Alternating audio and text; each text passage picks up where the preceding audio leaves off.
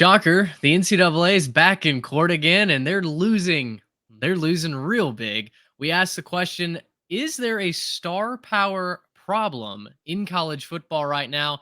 And we have a round of hot takes post spring ball. All that right here and more on the Three Technique. One man. Goodbye. Hello, Heisman. 20, 25, 30, 35, 40, 45, 50, 45. There goes Davis. Oh, my God. Davis is going to run it all the way back. Auburn's going to win the football game. They give it back now to the 30. They're down to the 20. All the band is out on the field. He's going to go into the end zone. Four-man Alabama rush. Got him. No, they didn't. Oh, my gracious. Yep. How about that?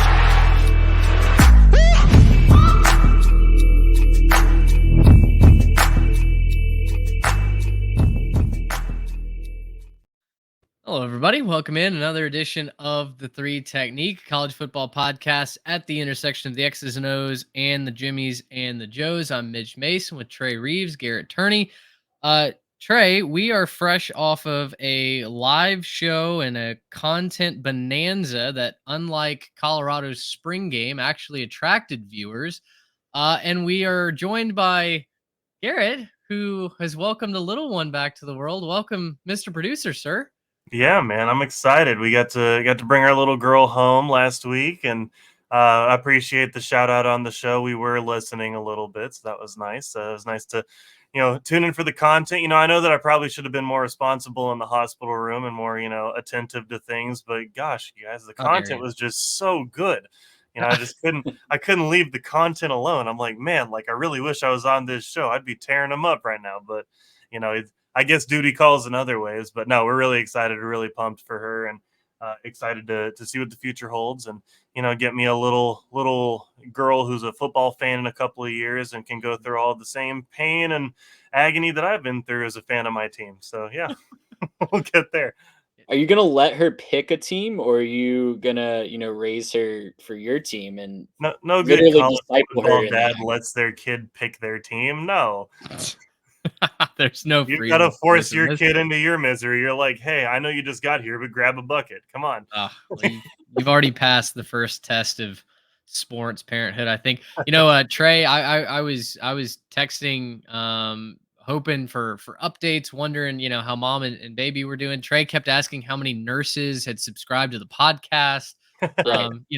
We had our priorities in a row, but no, man. I'm not gonna lie. Everyone's coming in there paying attention to mom, and I'm like, hey, if you get a chance, could you go find 3 Tech on YouTube? Go ahead, hit like, subscribe, all that good stuff. Maybe the people currently watching this could hit like and subscribe to make up for all those nurses who couldn't pull their weight. Maybe you could help us out and do that. That's right, Trey. I'm gonna throw you into a live read right now. How many times did you tell nurses they could get a discount on their next pickleball extravaganza? Well, you know what? I'm just fresh off the court. I'm not going to use the read that I workshopped on you guys. Hit us up on Twitter if you want me to DM you that read. But Baller Pickleball is a fantastic product, and you can get 10% off your entire order at ballrpickleball.com. Great paddles, great equipment. They've got bags. They've got moisture-wicking hats. The temperature's turning up. It's time to get back outside and pass those summer days with the fastest growing sport in America. Gear up with Baller Pickleball. Again, 10% off your entire order with code 3TechPod at checkout. I think someone else who might appreciate the revenue sharing model that, of course, 3 Tech and Baller Pickleball have pioneered. No one else does that. Right. The NCAA, and they are desperately looking for some way out of this antitrust lawsuit. Seems like rev sharing is the way of the future, gentlemen.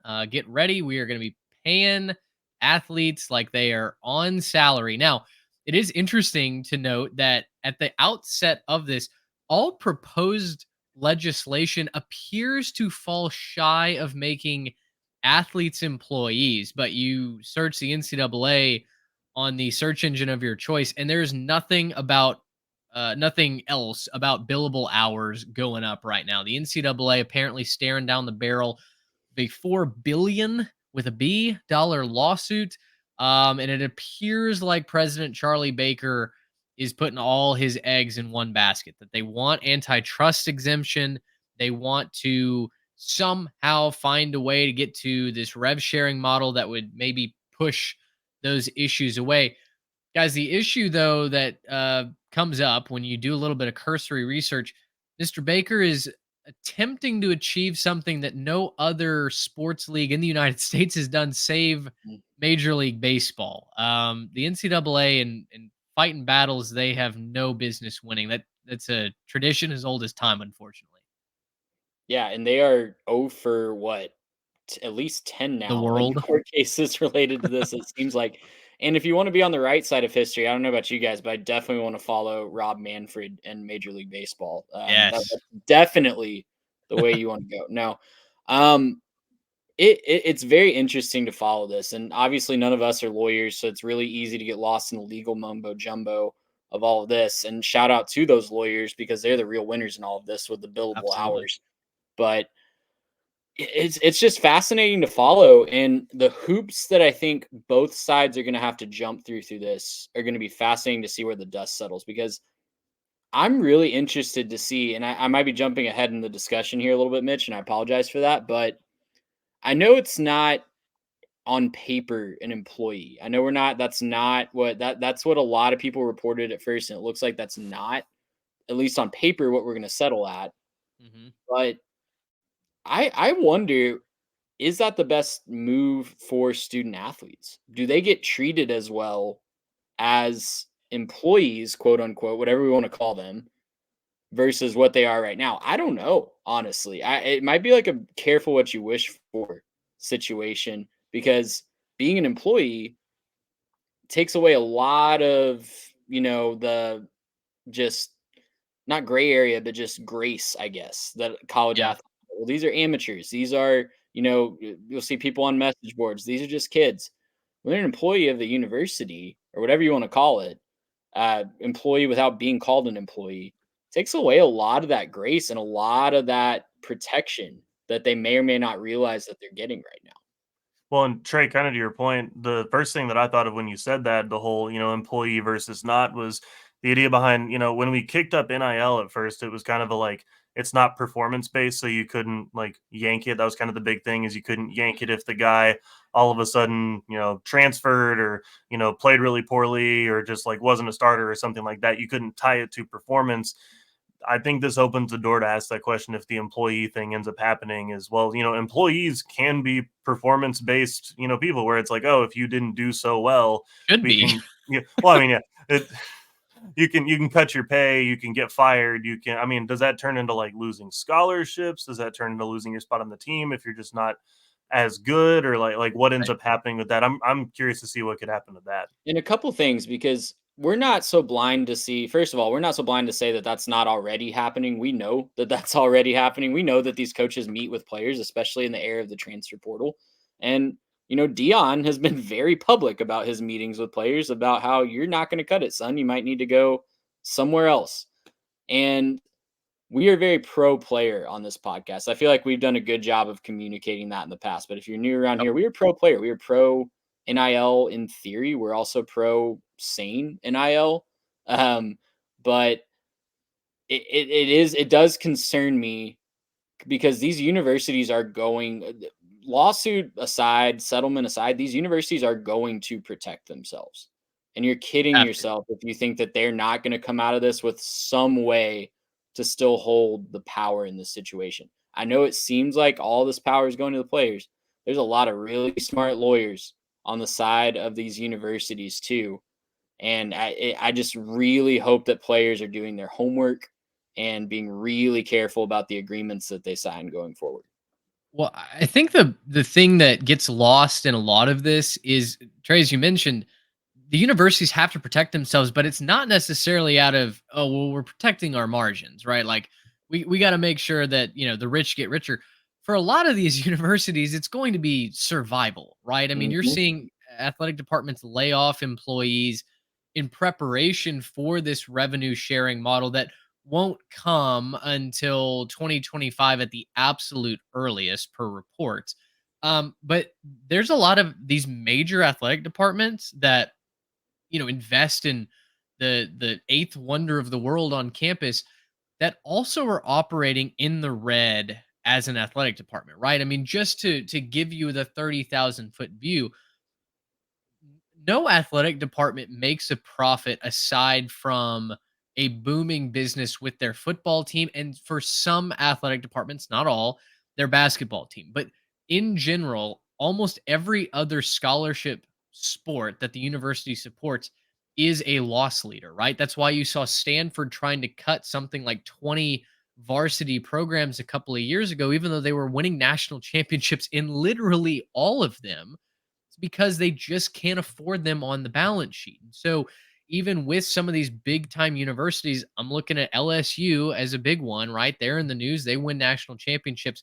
Their budget is horrendous, right? I mean, they were quite literally taking money and donations from a local hospital in the area. That is fact, right? If you don't like it, sorry, deal with it.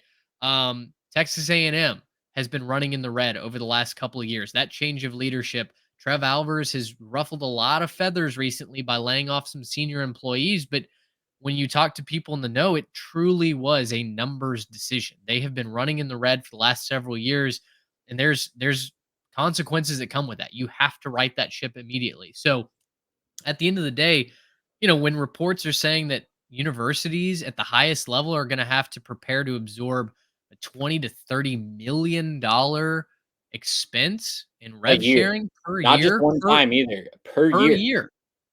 year. That certainly raises a lot of red flags and grabs a lot of attention. So I guess my question with all of that is the background is, can college sports survive in a revenue sharing model, or are we about to go to some sort of tiered system where it's kind of based on financial backing?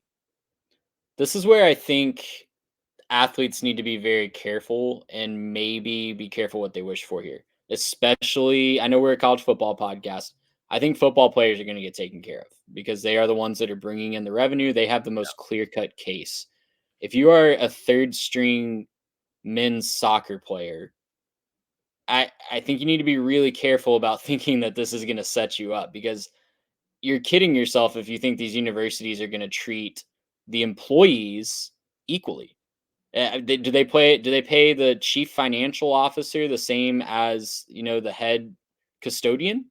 Absolutely not. So why would it be any different if we're treating them as employees?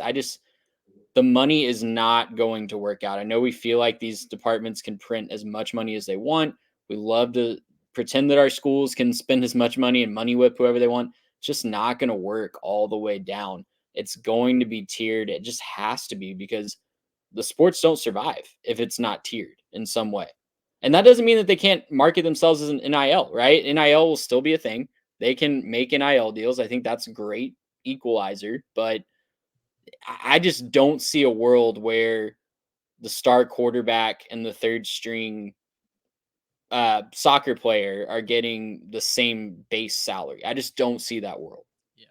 And it can't work because kind of like you were saying, if you're taking the hit of 20 to 30 a year, it, they're just not going to do that. Like you're just going to say, like, Yeah. all right, we're going to pack it up before we run that red for that long and then have to shut down the university. Like, and realistically, you're not going to shut down all your sports, so like something else is going to have to happen, right? It doesn't make dollars, so it doesn't make sense, right? It's just not going to happen. And so whatever like we're thinking is the whatever we think the situation is now, it's just not sustainable. So that's not going to be the solution. Like whatever comes down as the decision, whatever comes down as the final ruling, it can't sustain itself, so it won't. Right? There's only so long you could do that. Maybe a couple of years before you're going to start seeing these crazy headlines like University of Florida shuts down athletics, and you're just like, what?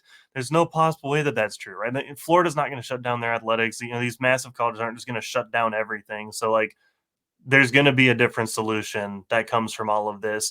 Maybe it turns into like shady money laundering stuff. Like that could be a possibility, but I don't think Or anyone just wants to getting live in that really world desperate either. for new donors, like Yeah. just turning to I don't know, like does Saudi Arabia enter the chat Right. for a couple schools that are Well, struggling and and just does say, it turn into just, like, ad placement and everything? Like, you're just gonna go yeah, fill up, like, kinda like what they have on, like, the soccer stadiums in Europe, where you have, like, rotating ads on the Yeah. screens where it's just, like, constantly spinning around the field and, like, grabbing your attention and everything. Like, are we gonna do that? Because I kinda doubt that that will be something that's widely accepted, and so I just again, like, I don't think it makes sense, and I don't think that it can happen, right? There's gonna have to be some separate solution besides this model that will go forward.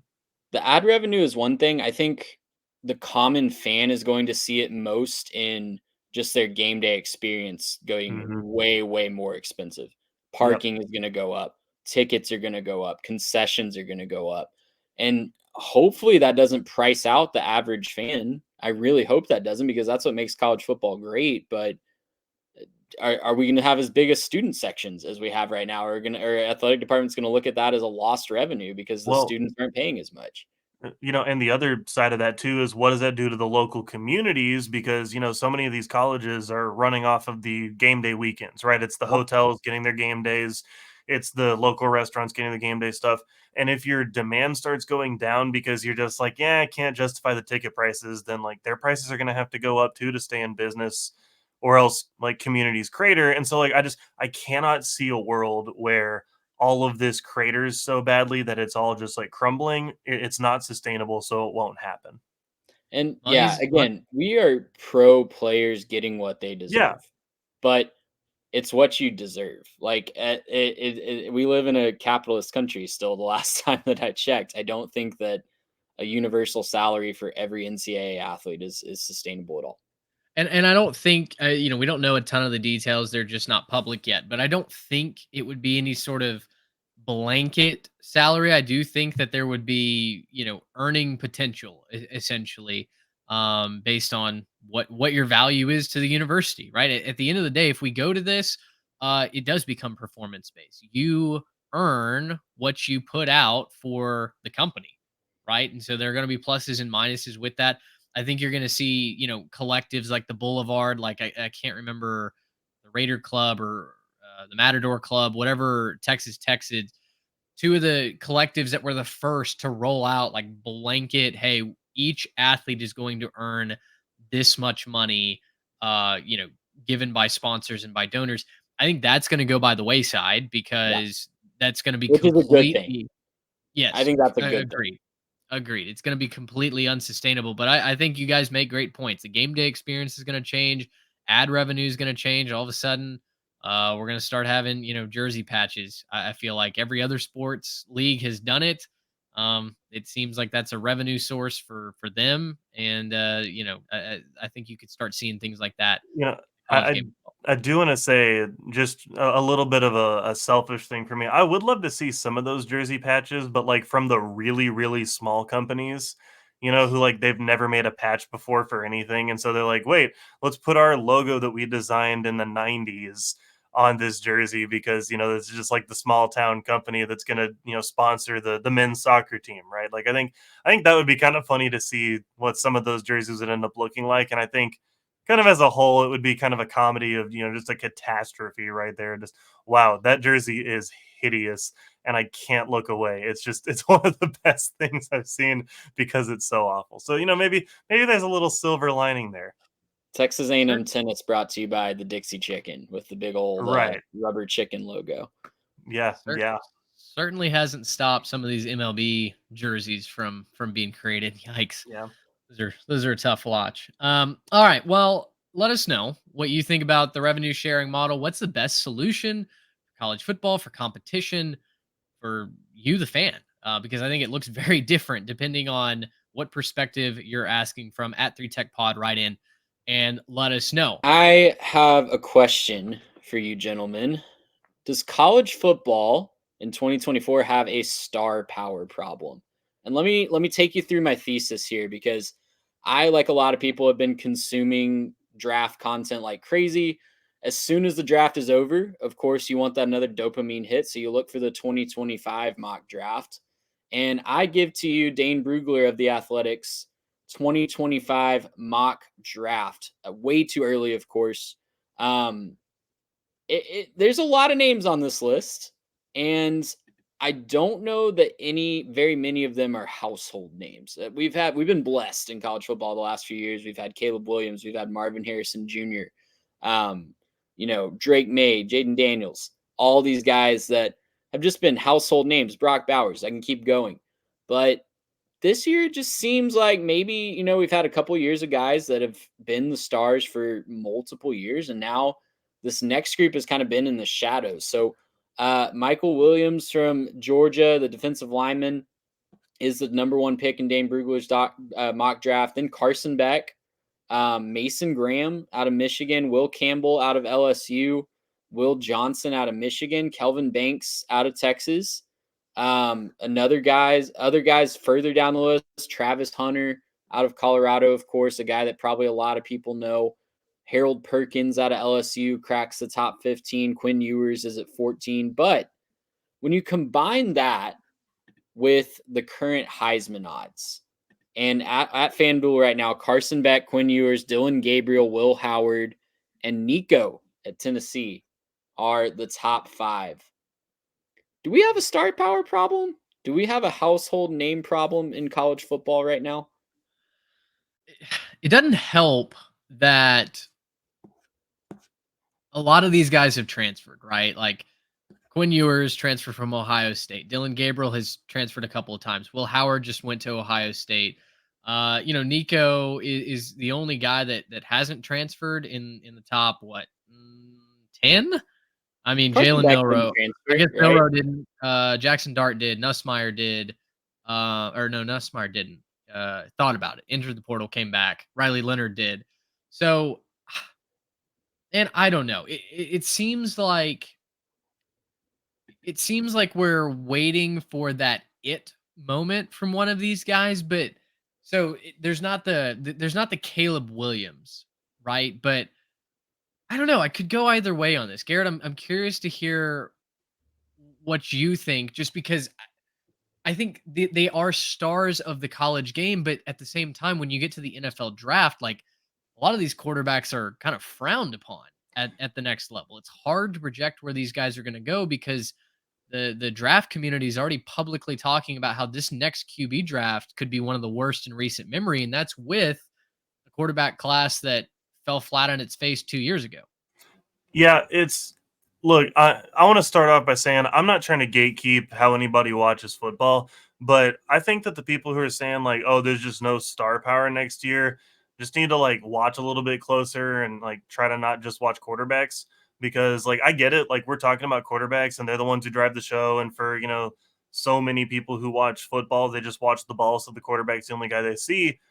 But like, if you don't think that like Will Johnson at Michigan has star power, you're not watching the game, right? You're not out there watching how good he is in coverage and how he can just blanket a guy. Like the way that he just took on every assignment last year, and like you go up and down the list, look at all the receivers that he covered. You can look at what he was even able to do against Marvin Harrison Jr. last year. Like, he's extremely talented. The performance he put on, especially in the back half of last season, is something to watch. And I could go up and down this list and talk about defensive players that are super exciting to watch, right?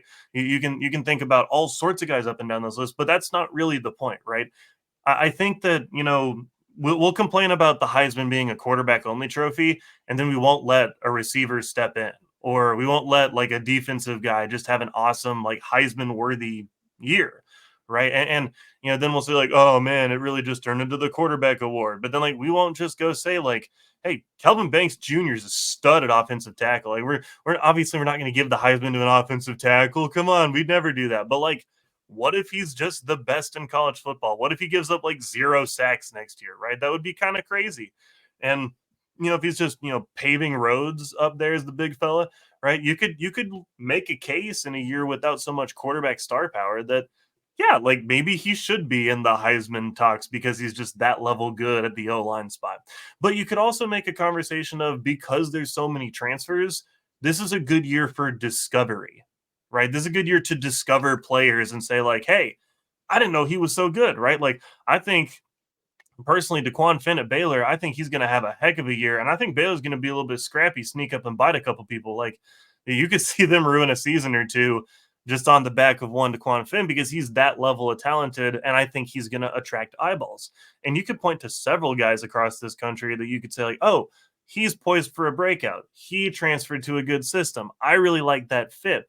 And I think that we're really going to be looking at, a year of discovery where it's going to be a little bit hard to predict what the season's actually going to look like and who's going to end up in championship games and everything else, not just because conferences have shifted dramatically and, everything's going to be looking different with the schedules and, foregone conclusions are not so foregone anymore, but also because there's so much player movement and there's so many guys, especially G5 guys, that have taken that big step upwards and I think are going to get their chance to shine. So I think this list, this, mock draft, I think is going to be really funny to look back on in a couple of, or end of the season, this time next year to be like, wow, none of these guys are even close because this guy broke out and this guy exploded onto the scene. Or like, maybe there's a guy, towards the bottom of the list, and you're looking at a guy down in the 20s range, and you're just like, oh, wow, Isaiah Bond for Texas. He ended up being a top 5 pick in the draft because he just exploded for Texas, right? That could be a thing that happens. And so, look, we're waiting on guys. We're waiting to see kind of who's going to be that breakout guy. But I think if you're saying like there's just no star power at all and we can't find it, I think that's a little bit of, quarterback bias right there. And like, well, maybe the quarterbacks aren't as good. I think you're going to see some shifting and you can make some cases for a lot of different quarterbacks that this could be their breakout moment. I totally agree with that last part. I think we will have some breakout stars, especially at the quarterback position, but Mhm.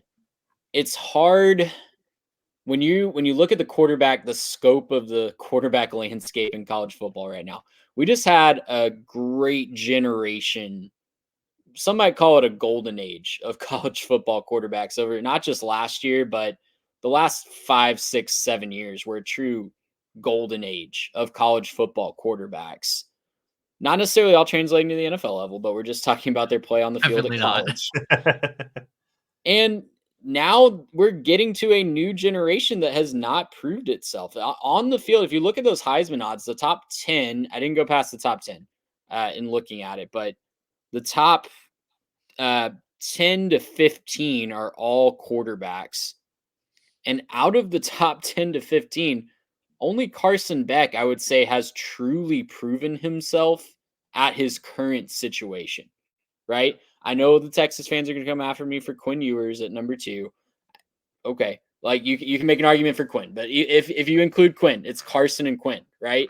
That have truly proven themselves at their current position for a whole season at their current school. So that's scary as you go into that lack of continuity at the quarterback position.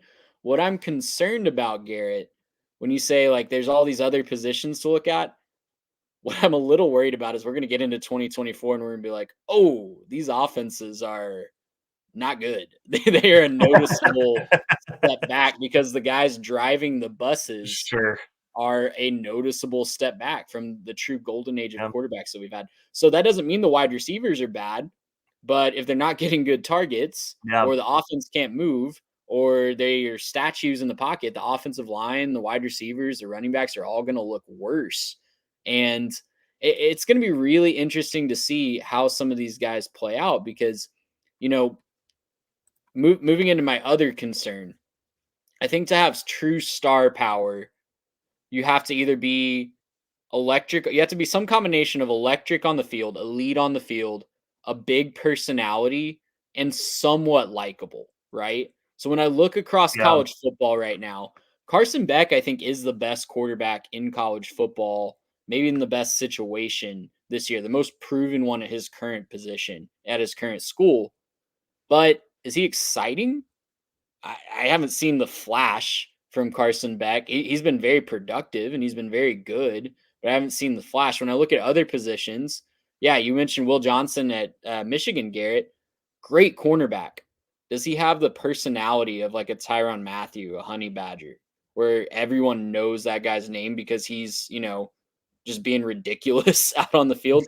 I wouldn't say that. Like he's just kind of a more like he's very great. Like he's should be the best cornerback in this Pro is pro. draft on paper right now. It also doesn't help that he has a little bit of a vanilla name, He has a it very doesn't really vanilla stand name out like, also. Absolutely. Tyrann Mathieu or And whatever. Yeah.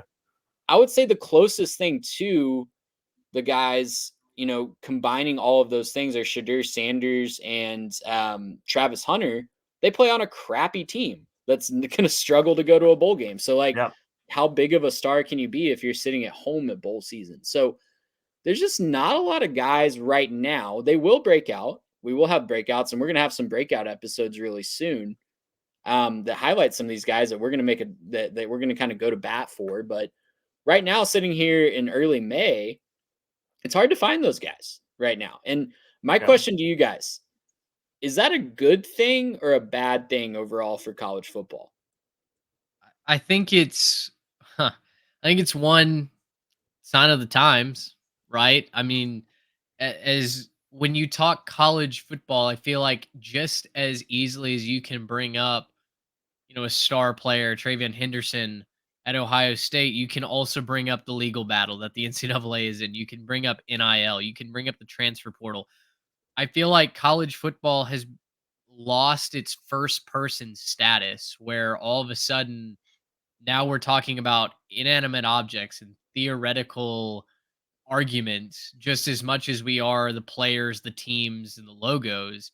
And that's a frustrating spot to be in as a college football fan because at the end of the day, I want to talk about the games on the field, but unfortunately, I have to talk about, section 208 of, the bylaws and statutory code because that's where we are as a sport. Yeah, and that's definitely a fair point. I think overall, not having those top quarterbacks is bad from just like the casual viewership standpoint, right? Just, casual viewers aren't going to be as excited if you're not tuning in for, Bo Nix versus Michael Penix, right? That's not as fun. You're not getting that top quarterback matchup. It's not going to be as headlining. You're not going to throw up the two faces on the commercial and they're going to be like, "Oh, I see those guys. I remember them. Wow, that's great." It's not going to get as much of just kind of the casual viewership, but I do think it's going to be good because, in a certain way, it's going to force people to get better overall. And I think it's going to kind of, sort out some of the, the wheat from the chaff, so to speak. It's going to say like, hey, like some of these quarterbacks are here and they're not going to quite make the cut. And, maybe it's time for the next, freshman quarterback or whatever else. And then we kind of get to grow up with those guys and say, okay, well, now we got a new freshman. He's in it, this school, and oh wow, look at him. He's really flashing, And I think, like we were saying, Nico has a chance at Tennessee to kind of be that, right? Like we just kind of got done with, Joe Milton, slinging it forever and missing a lot.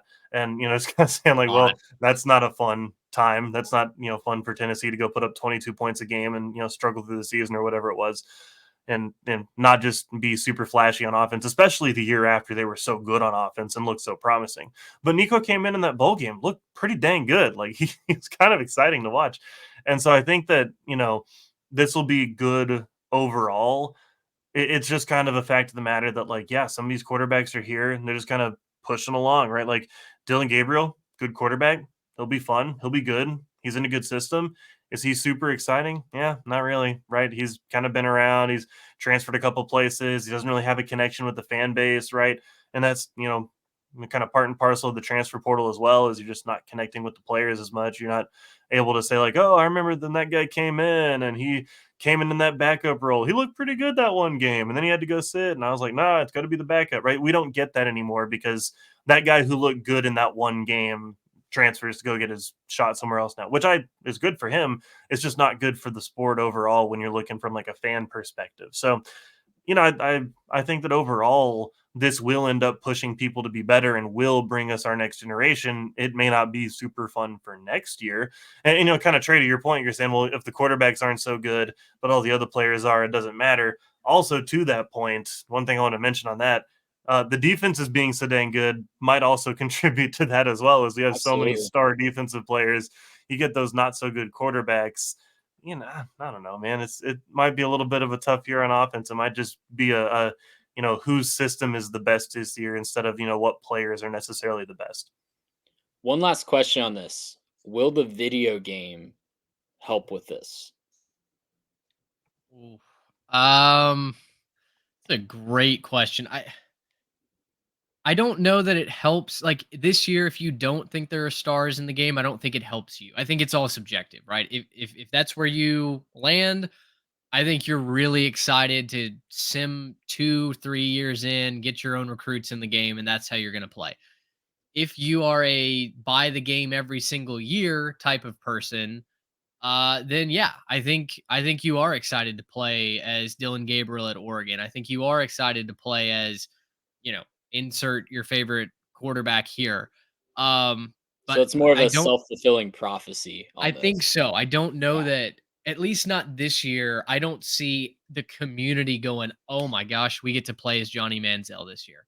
Right? Like there's not that one player in the sport, in my opinion, that would rally everybody around playing as one team or in one game mode.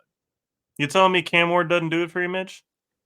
Not in Miami. He does Okay, well, there certainly you go. not. I guess not. No, no. I think I think it'll end up being a good thing overall. Like it's the video game will help, right? The video game will help get things moving. It is just a certain sample size, right? Like there's only so many people who are going to end up playing. It's a certain niche that's going to play the video game and actually put the time into it. Not a lot. I would get there'll be a lot, but not the over. I think the majority of people probably won't end up buying the video game just because there's so many Dozens of college us. football fans. Yeah. No, but like there'll be the kind of younger crowd will buy the video game, not the probably not the 40 plus probably isn't buying the video game, right? There's I don't know, man. I don't know, man. They were, in college slash just out of college when the last one that's came out. well, So the you might nostalgia have a point, and I'm certainly not trying to disparage the video game by any means. I just think it's a certain niche that's going to buy the game, and so those are going to be kind of the super fan that's bought in, knows the players anyways. And I don't think that that's going to necessarily help with the casual interest. But maybe a guy like Garrett Nussmeier gets real exciting during the middle of the season and drives people out to get excited about the college football year. I don't know. Maybe we'll see that. I don't know. I'm just trying to He be optimistic here, I he guess. might have to for that LSU team to compete this season. That's true. Also, I want to say That one thing. defense gives up a lot of points. I gotta say one thing in defense of my guy Jackson Dart. Okay, you're like nobody's proven themselves in this situation. He threw for over 3,000 yards last year. He was had he a in the pretty good top? season. Okay, he was in the He top. was in You're that right. top group. He did okay. He was a pretty good quarterback He was in the last year. top group. I And he's I got nothing overlooked but weapons. Jackson With Dart. I'll talk about in a second, but he's got nothing but weapons. Man, he's gonna have everything at his disposal to succeed this year. I forgot about Jackson Dart, and most people do, but Yeah, I can't blame you're you right. for. You're I'm sorry. absolutely right. Gotta You're come to his absolutely right. defense. He is like, you want to talk about star power. He is grossly overshadowed by his head coach, but I'll let you talk about that in our next segment where we talk about post spring ball headlines and who are some teams that we think could surprise in a good way or a bad way. All that is next. All right, final segment here on this episode of the Three Technique, and we've got Hot Takes Spring Ball Edition. Spring Ball wrapped up around the country, and we'd like to know what your post Spring Ball hot take is. Right in at Three Tech Pod, Instagram, Twitter, in the YouTube comments as well. We'd love to hear from you. Guys, I'll kick us off here. Last year, I beat the drum for Penn State to get into the college football playoff. I was just sure that this, of all seasons, was the year that Drew Aller was the promised one. That defense was going to carry them to a Big Ten championship game, and the offense would do just enough. And really could not have been more wrong because the defense was great, but in the biggest moments, they failed to show up. And the offense really didn't do much at all during the entire season. And so, guys, my post spring ball hot take, maybe it isn't all that hot, but that Penn State has completely missed the bus. I'm really worried that Penn State has missed their chance, not only for this year, but for the foreseeable future, right? Drew Aller, let's start with him. Did not look very good in the spring ball. In the highlights or lowlights, whatever you want to call them, he looked overwhelmed at times against his own defense. He has no ability to throw the football down the field. And his top wide receiving option decided that the Auburn quarterback situation was better than playing at Happy Valley. Keandre Lambert Smith walks out the door. He's on the plains now. So this defense for Penn State's going to be really good. But guys, in the new Big Ten, where Penn State's schedule looks like this at West Virginia. Hey, Neil Brown, how you doing over there with the Mountaineers? They've got Bowling Green. They've got Kent State. That's great. But then Illinois, UCLA at USC before a bye week. at Wisconsin, Ohio State, Washington, at the Spoilermakers, at Minnesota, and then home against Maryland. If history is our guide, there's at least two, maybe three losses on that schedule for an underwhelming James Franklin led program, guys. Let's be honest. They just fail to win the big game. And now that you've got the likes of Oregon and Washington in the Big Ten, I'm scared that Penn State might be able to compete for a playoff berth, but hanging a conference banner, I'm not seeing it right now. Okay, hold on. Because you're saying if history is our guide, there's 2 or 3 losses on there. Who have they lost to the last couple of years, not named Ohio State or Michigan in the regular season? Well, it's not that they've got a name on this schedule that I'm afraid of. Honestly, it's Mr. Expectations. It's Hmm. it's Mr. Big Moment that I'm scared of. And you look at USC, we'll see what the Trojans are like this year, but they have been noticeably weaker in big games on the road. That for sure has been an issue for them. They miss Michigan this year, which honestly may work to their detriment because Michigan may fall off a cliff this season.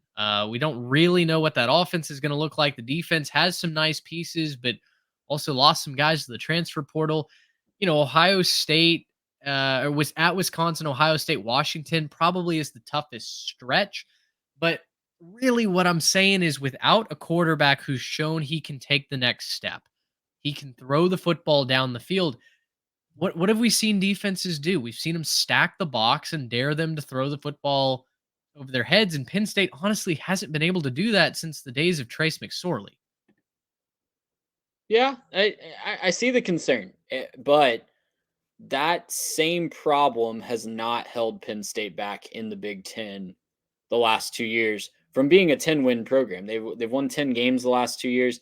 I don't see them taking a drastic step back, even if Drew Allard is not who they hoped he was. They're hoping he can step up.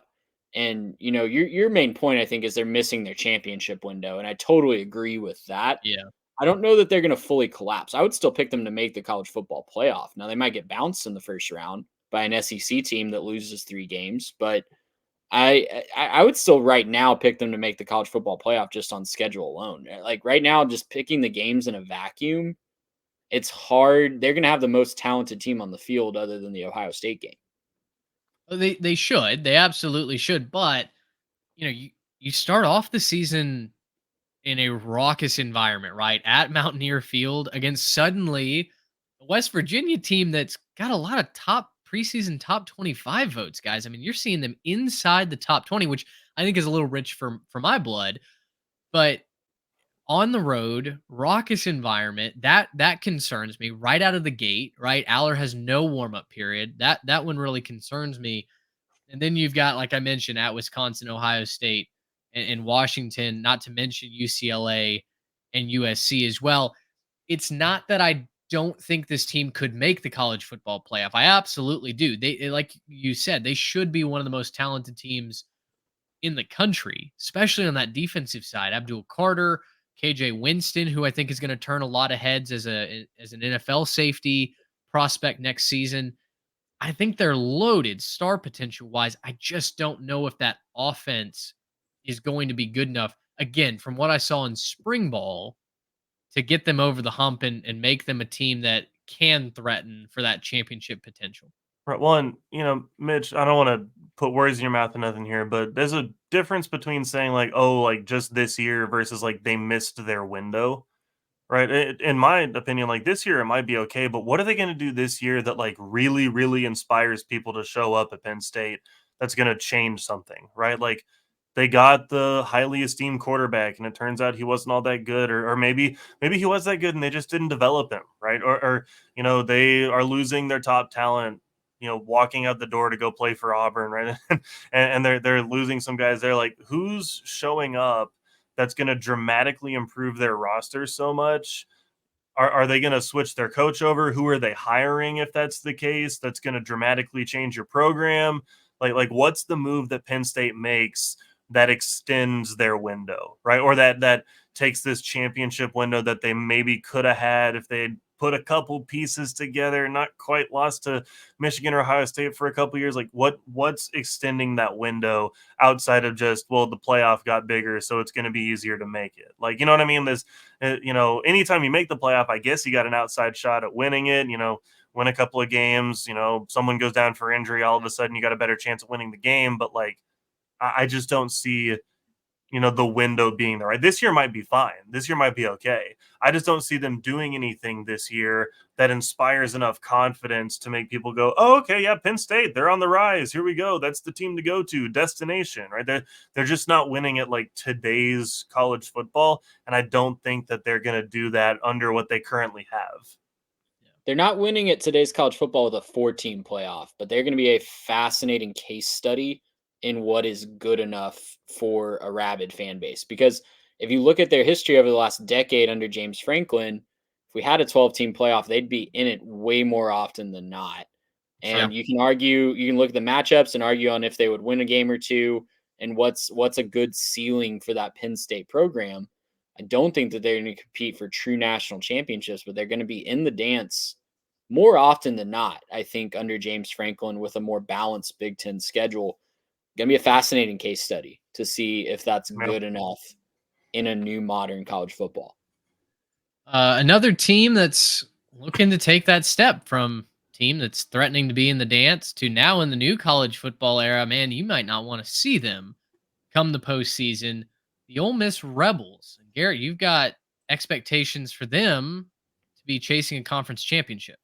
Yeah, my hot take following spring ball is that Ole Miss has just about no reason to not be in Atlanta next year.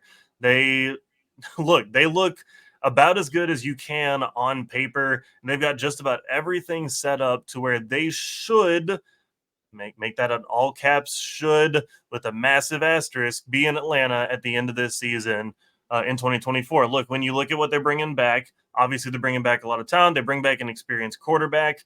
There's a lot still going right, but they once again bring in top portal class, right? They bring in a massive portal class, huge haul headlined by Walter Nolan, Princely Emmanuelin, Antwain Wells Jr., Trey Amos. They also got that kid from Houston that he came in as a corner as well. They're filling out the defensive side of the ball as much as they are the offensive side of the ball. I think they also got Logan Diggs from LSU to go be their running back too, to kind of pair with what they got going on there. So, look, I mean, I get it. Like, they let Quinshawn walk out the door. I'm pretty sure that is a true statement as well. They let him walk out the door. A lot of sort of character concerns, locker room issues with what was going on there with Quinshawn, but nothing about Ole Miss's situation is screaming at me like, oh, this is like a problem or they're not ramping up. Like, they're doing, in my opinion, the opposite of what I just said Penn State was doing.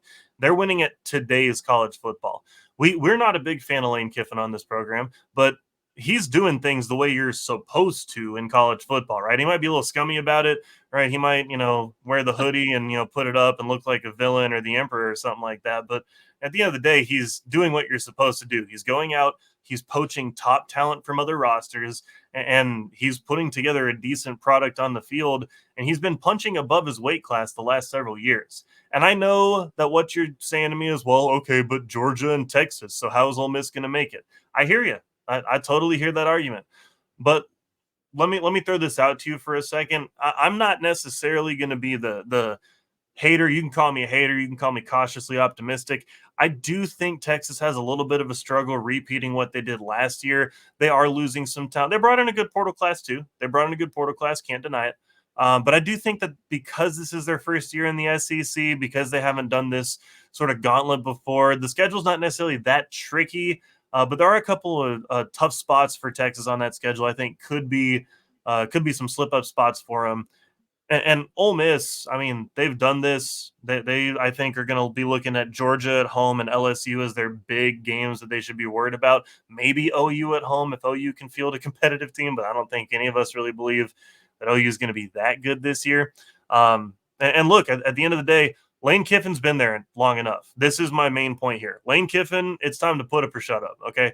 It is time to finally say, I'm not just portal king. I'm actually going to make it to Atlanta, compete for the SEC championship, make the playoff, all of that. It's time. Like, he's nailed the portal classes. He's brought his guys in, put them in, places to succeed.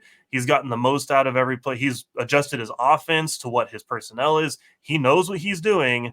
So at this point, it's time to put up or shut up. It can't be collapses. You can't not score points. You can't disappear, for, certain games. It's time to just put up or shut up for Lane Kiffin. I think they get it done this year. I think that this is an 11-win team. I think that they win every game but Georgia, and they go rematch them in Atlanta. I think this is a very good football team, and it pains me to say it because I don't like saying nice things about Lane Kiffin. But that should tell you, like, this is not some kind of weird, Ole Miss fan bias coming into this take. I just have to look at the paper and say, wow, on paper, this is about as good a team as you can get, going into this next season. I can't be objective about Ole Miss, so I'm going to pass to Mitch. Their schedule's interesting because they've got a cakewalk their first 4. Georgia Southern, honestly, might be the most difficult team that they play in the month of September before they begin conference play. Kentucky's at South Carolina, at LSU before the bye week. So you're penciling in at LSU as a win. They host Oklahoma after the bye week. They go to Arkansas. They host Georgia. Then they finish after another bye week at Florida and then home in the Egg Bowl. So, yeah, the pieces are there to be able to make a nice run.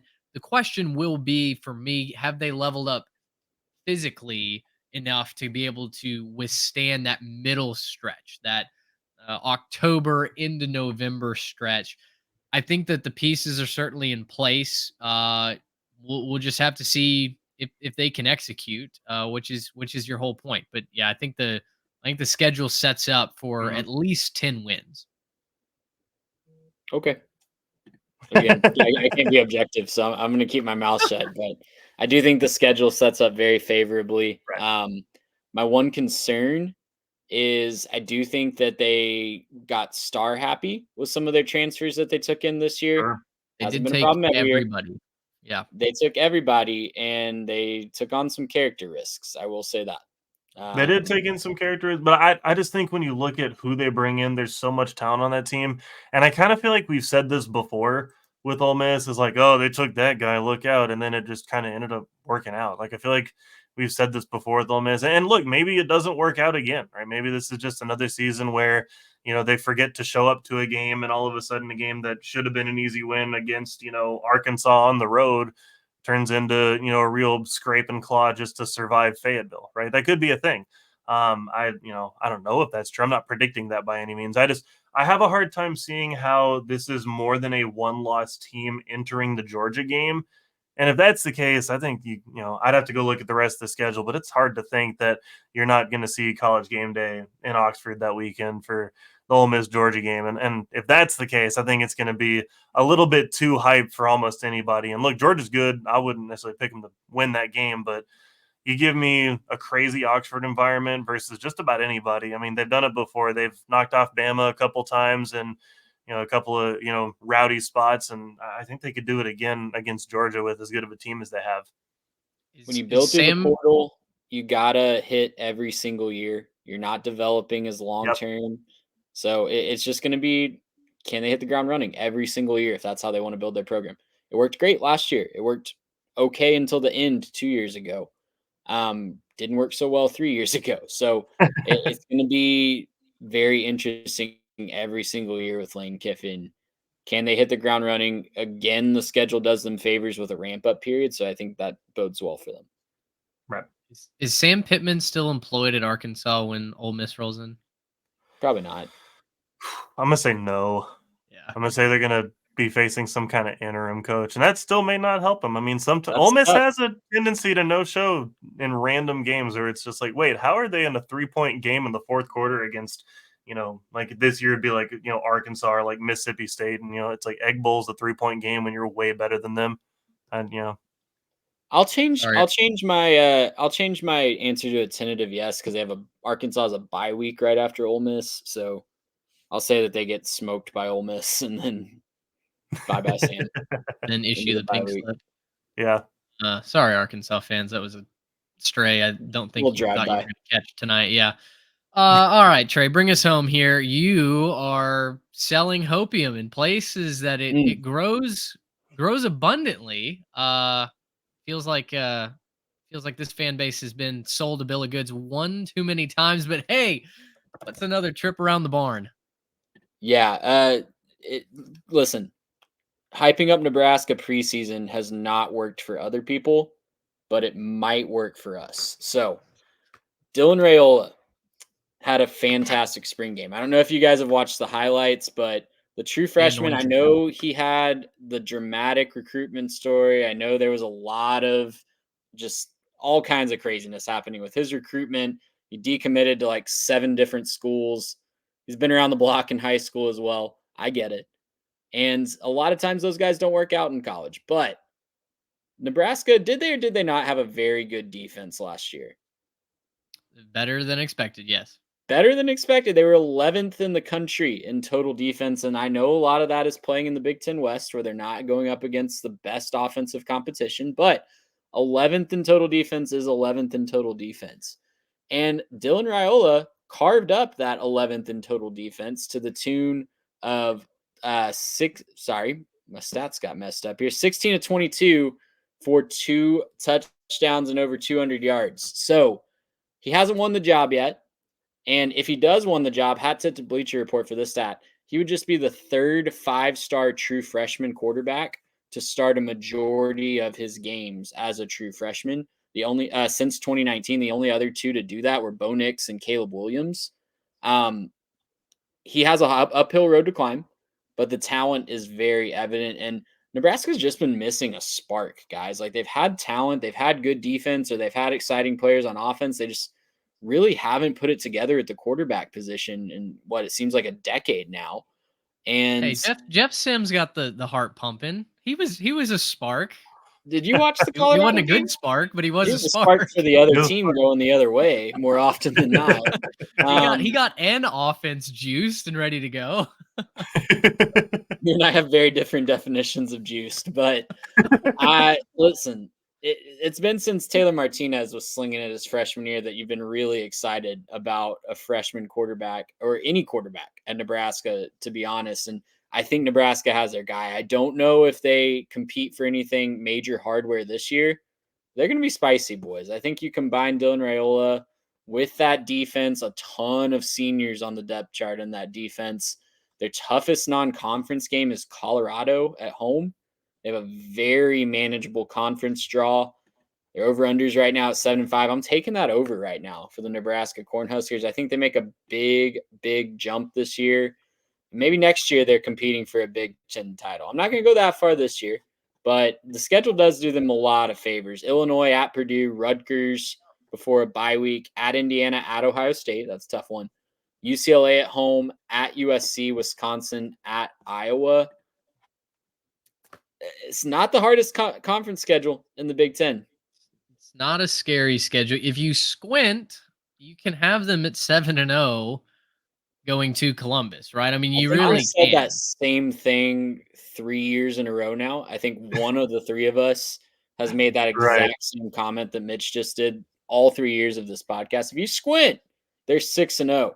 They're 7-0. But again, Not last But year. this Last year, law of averages dictates it's going to be this year. They'll be 7-0 this year. Oh, I mean, you're not afraid of anybody in the first 6-7 weeks. I mean, Absolutely not.